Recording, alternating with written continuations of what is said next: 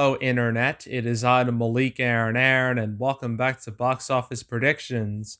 Today, we are going to be talking about The Night House.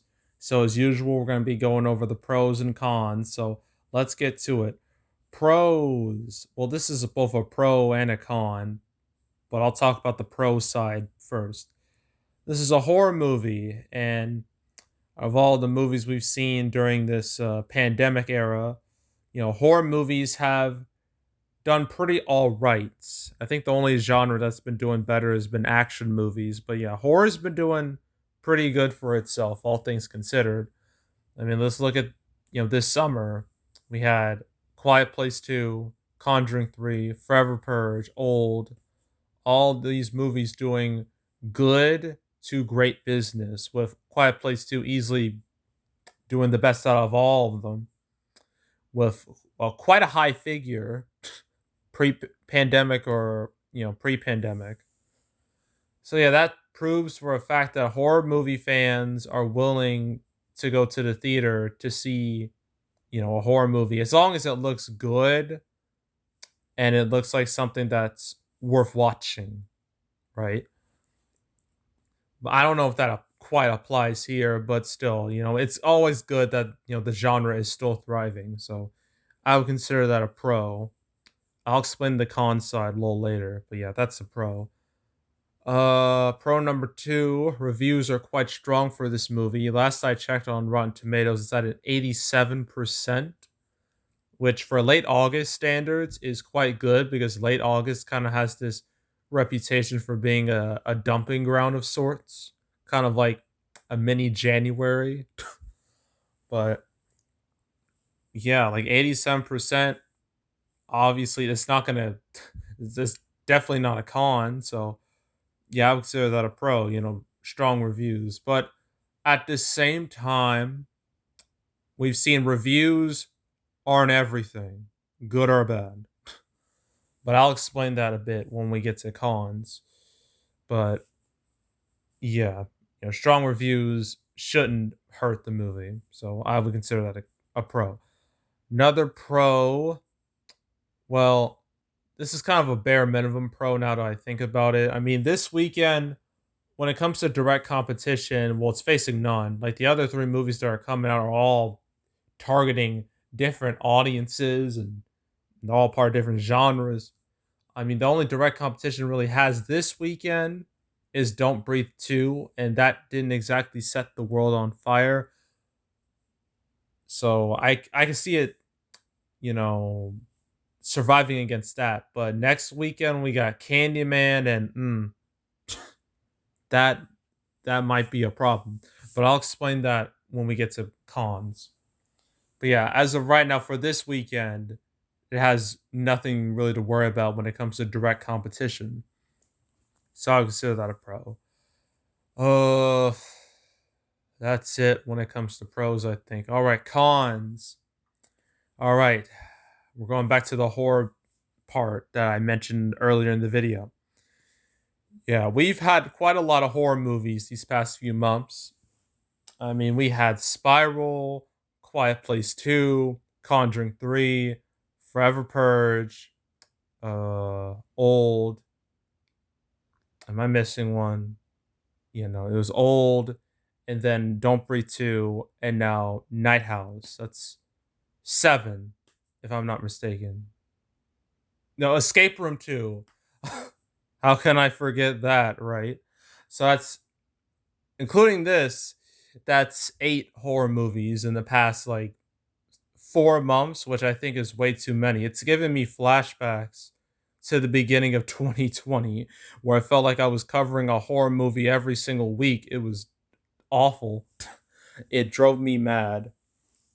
I mean, it's not as bad as that, but yeah, it feels like we're reaching the danger of oversaturation, and this leads to a point where only the horror movies that look the most appealing succeed, and anything else just dies.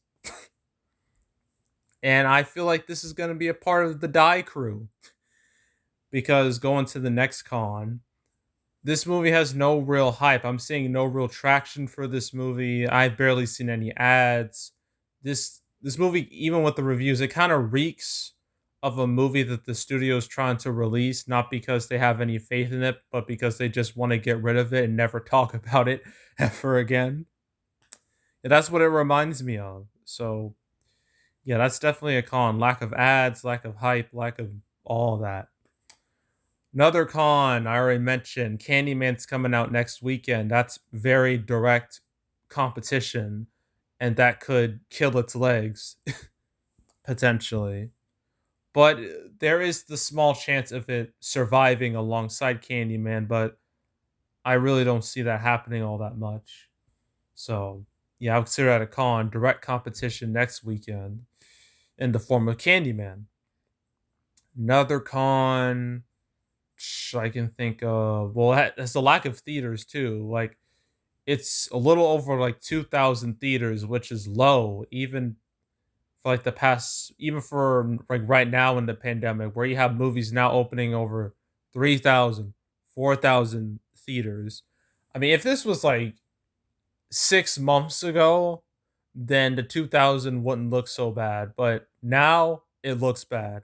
And it means that, it's definitely not going to make like a real, definitely not going to make a real impact at all because, less theaters means less potential revenue. So, yeah, that's definitely a con right there.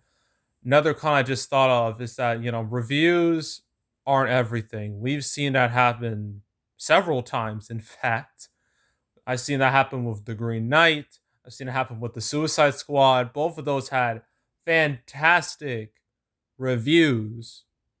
And while The Green Knight at least, had the excuse of, oh, it was only in theaters for like 20 days, Suicide Squad was a disaster box office wise, even with strong reviews. So again, reviews aren't everything. Sometimes, good reviews don't guarantee good box office. Same as bad reviews don't guarantee bad box office.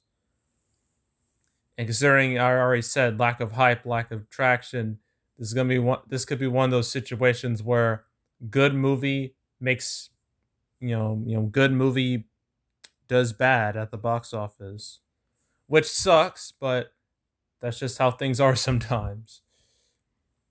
So that's just another con right there. Another con, obviously, pandemic, duh. You know, and the marketplace being kind of in flux right now, especially with the Delta variant. So that's obviously a con. Uh, but yeah, that's is that it? Yeah, that's it. So opening weekend, oof. I don't know. I originally thought it would make like 5 million, but when I saw that theater count, I was like, okay, that's not happening anymore.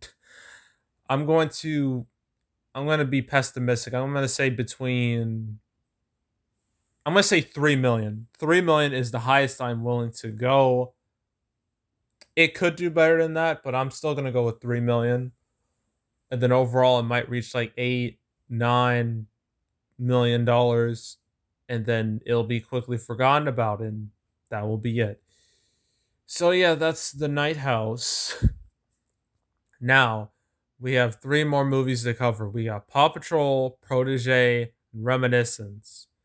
And for this weekend. The next weekend we have Candyman, and that's it for August. So yeah, August is just about over. So yeah. Anywho, that is it. That is all. Make sure to subscribe, like this video, leave a comment, turn on notifications, share the whole drill. Want to check out more videos like this? Got playlists on the homepage of all previous movies I've covered this year. From Quiet Place 2 to Conjuring 3 to Forever Purge to Spiral to uh, Escape Room 2, Don't Breathe 2, Old.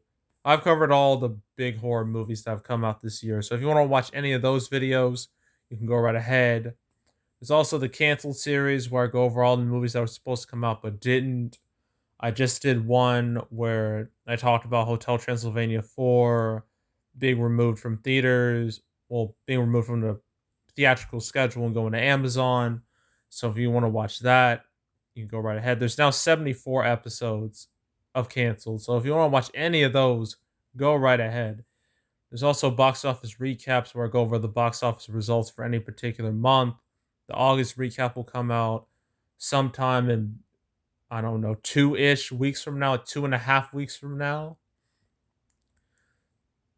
So yeah, you have to wait a little while longer before we get that video. But if you want to watch any of the past recap videos I've done, you can go right ahead.